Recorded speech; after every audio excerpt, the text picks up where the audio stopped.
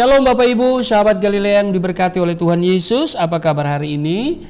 Kembali kita siapkan diri di pagi hari ini. Kita datang kepada Tuhan, mau baca, dengar, dan renungkan firman Tuhan di hari ini. Baik Bapak Ibu, mari kita berdoa. Segala kemuliaan hanya bagi-Mu Allah, di dalam nama Yesus Kristus. Kami muliakan nama-Mu, datanglah kerajaan-Mu, jadilah kehendak-Mu di bumi seperti di surga. Hari ini kami hendak baca, dengar, dan renungkan firman-Mu, karena tanpa firman-Mu kami tidak akan kuat untuk menjalani kehidupan di hari ini. Terpujilah Engkau Tuhan yang senantiasa memberkati hidup kami, teristimewa malam yang telah berlalu, dan dalam istirahat tidur kami Engkau yang sudah menjaga dan memberkati. Dan terima kasih untuk kesehatan, kekuatan, umur panjang di hari ini. Karena itu Engkau buka hati pikiran kami saat kami baca, dengar, dan renungkan firman-Mu. Apa yang kami baca, kami dengar tidak untuk kami lupakan, tapi itu termaterai dalam hati kami, menjadi rema dalam hidup kami. Urapi juga hamba-Mu yang tidak ada apa-apanya. Di dalam nama Tuhan Yesus, haleluya, amin.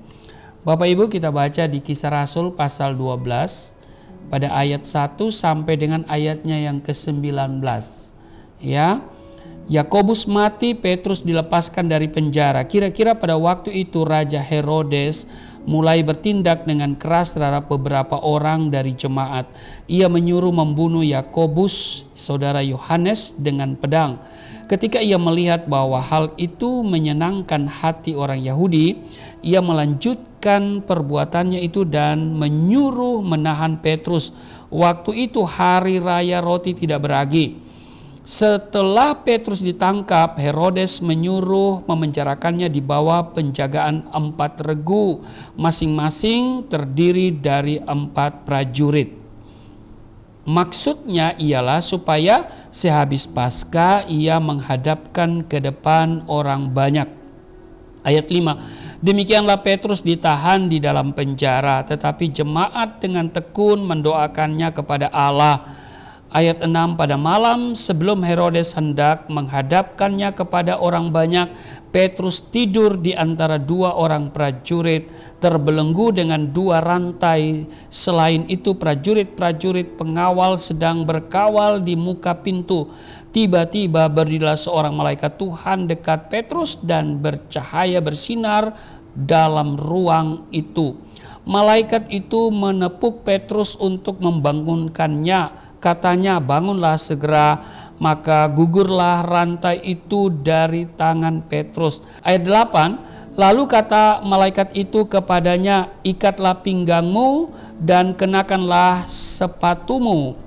Ia pun berbuat demikian. Lalu malaikat itu berkata kepadanya, kenakanlah jubahmu dan ikutlah aku. Lalu ia mengikuti malaikat itu keluar, dan ia tidak tahu bahwa apa yang dilakukan malaikat itu sungguh-sungguh terjadi.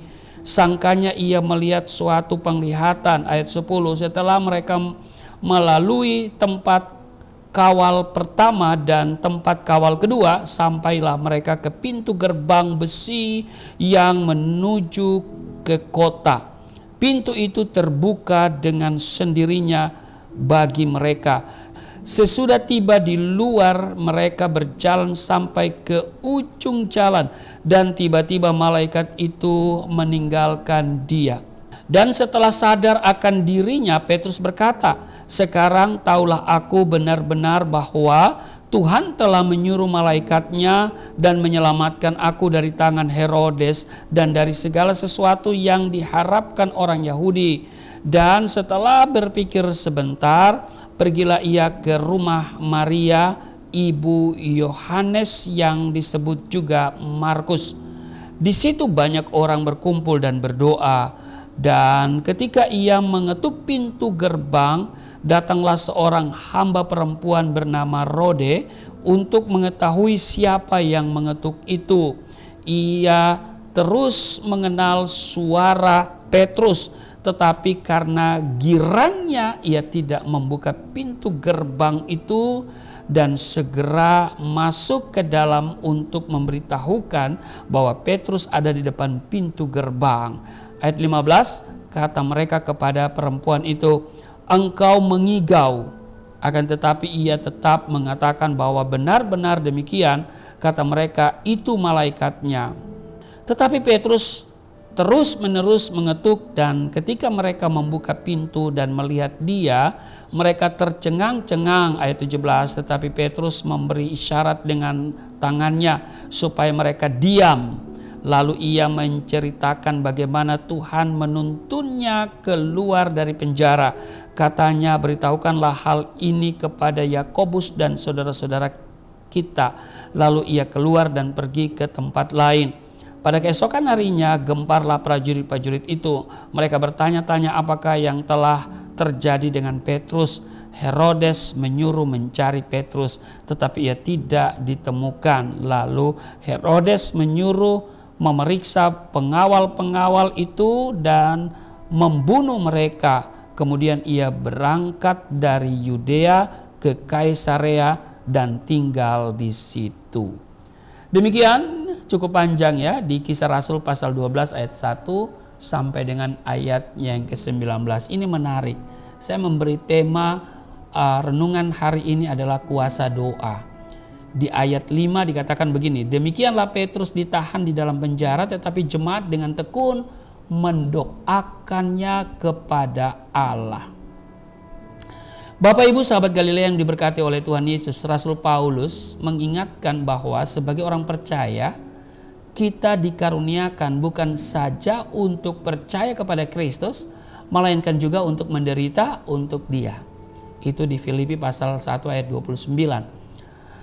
Karena itu mau atau tidak mau, suka atau tidak suka, kita harus siap bila diperhadapkan ya dengan penderitaan karena nama Kristus, seperti yang dialami oleh orang-orang di zaman para rasul. Ya Bapak Ibu, jadi ada pergantian mic ya, bukan pergantian pemain. Haleluya. Jadi Bapak Ibu, saat Raja Herodes memerintah, itu banyak yang terjadi penganiayaan terhadap para pengikut Kristus. Ya, menyiksa, memenjarakan, bahkan membunuh mereka orang-orang yang percaya kepada Yesus. Dan ia Herodes menyuruh membunuh Yakobus, saudara Yohanes dengan pedang. Itu saudara yang kita baca tadi di ayatnya yang kedua ya, di Kisah Rasul pasal 12. Ia atau Herodes menyuruh membunuh Yakobus saudara Yohanes dengan pedang. Nah, Herodes juga menangkap dan memenjarakan Petrus di bawah penjagaan 4 regu ya, masing-masing terdiri dari 4 prajurit. Maksudnya ialah supaya sehabis Paskah ya, ia menghadapkannya ke depan orang banyak. Ya, itu di ayat 4. Nah Bapak Ibu sahabat Galilea yang diberkati oleh Tuhan Yesus, banyak orang memperkirakan bahwa nasib Petrus akan sama seperti Yakobus yang terbunuh dengan pedang. Dan kemungkinan untuk bisa lolos dari maut itu sangat-sangat kecil. Mengapa?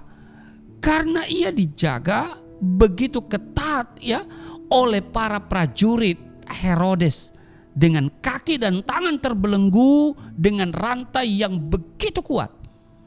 Secara akal manusia, sirna sudah harapan Petrus untuk dapat menikmati kehidupan, sebab bayang-bayang kematian sudah nampak begitu jelas di depan matanya. Yang Petrus dapat lakukan hanyalah apa?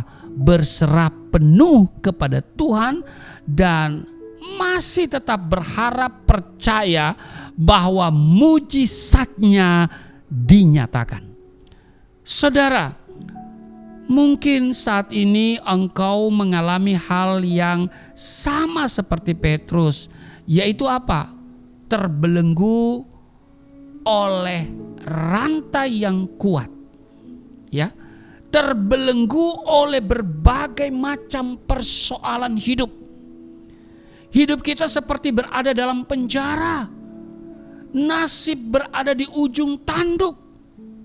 Namun apa yang terjadi kemudian? Saudara, Petrus mengalami pertolongan dari Tuhan secara luar biasa. Mujizat yang sama sekali tidak terpikirkan oleh akal manusia terjadilah. Semua itu karena doa dari jemaat. Amin. Seperti yang kita baca tadi bahwa di ayat 5, demikian Petrus ditahan di dalam penjara, tetapi jemaat dengan tekun mendoakannya. Saudara, berdoa dengan sungguh dan disertai iman itu menghasilkan perkara-perkara yang besar. Amin. Doa inilah yang menggetarkan surga dan menggerakkan tangan Tuhan untuk bertindak. Amin. Dan saudara, di Kisah Rasul 12 ayat 7, tiba-tiba berdirilah seorang malaikat Tuhan dekat Petrus dan cahaya bersinar dalam ruang itu. Malaikat itu menepuk Petrus untuk membangunkannya. Katanya, bangunlah segera.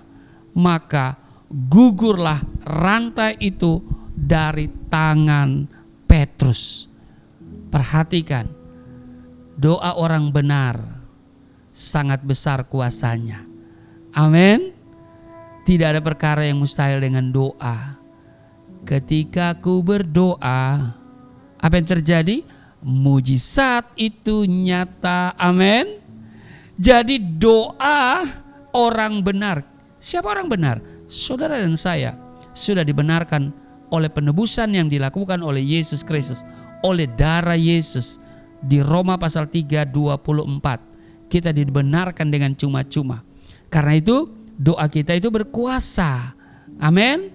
Doa orang benar sangat besar kuasanya. Mengapa? Karena Tuhan menjawabnya dari surga. Apa yang engkau sedang alami hari-hari ini? Apakah engkau sedang terbelenggu oleh rantai yang kuat, yaitu berbagai macam persoalan? Apakah itu masalah kesehatan? Apakah itu masalah utang piutang? Apakah itu masalah ekonomi, masalah rumah tangga, masalah apa saja? Saudara, mari bawa kepada Tuhan dalam doa. Amin. Tidak ada perkara yang mustahil, tidak ada perkara yang sukar. Selagi ada doa yang kita naikkan kepada Tuhan dengan sungguh-sungguh, Tuhan akan menjawab doa-doa kita. Amin. Selamat beraktivitas, selamat berkegiatan di liburan Lebaran ini. Tuhan Yesus memberkati. Mari kita berdoa. Terima kasih untuk hari ini. Terpujilah Engkau. Kami belajar bahwa kuasa doa begitu luar biasa dan tidak tergantikan oleh apapun. Sebab ketika kami berdoa, mujizat menjadi bagian hidup kami. Engkau yang menjawab doa-doa kami. Terima kasih, kami boleh dikuatkan dengan firman yang kami baca. Kami belajar dari Petrus yang mengalami penjara dan terancam dibunuh dengan pedang, tetapi Tuhan menyelamatkan. Terima kasih Tuhan. Dan kami pun punya pengharapan, punya iman bahwa semua persoalan yang kami hadapi ada jalan keluar. Karena Tuhan hidup, ada kepastian bagi setiap kami. Berkati kami semua, sahabat Galilea, dalam seluruh kegiatan di hari-hari ini, hari-hari libur Lebaran ini. Tuhan memberi damai sejahtera sukacita di dalam nama Tuhan Yesus. Haleluya.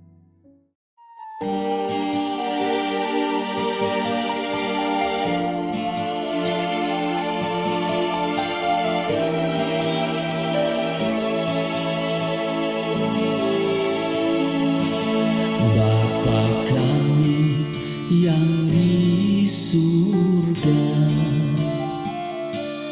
dimuliakanlah nama-Mu.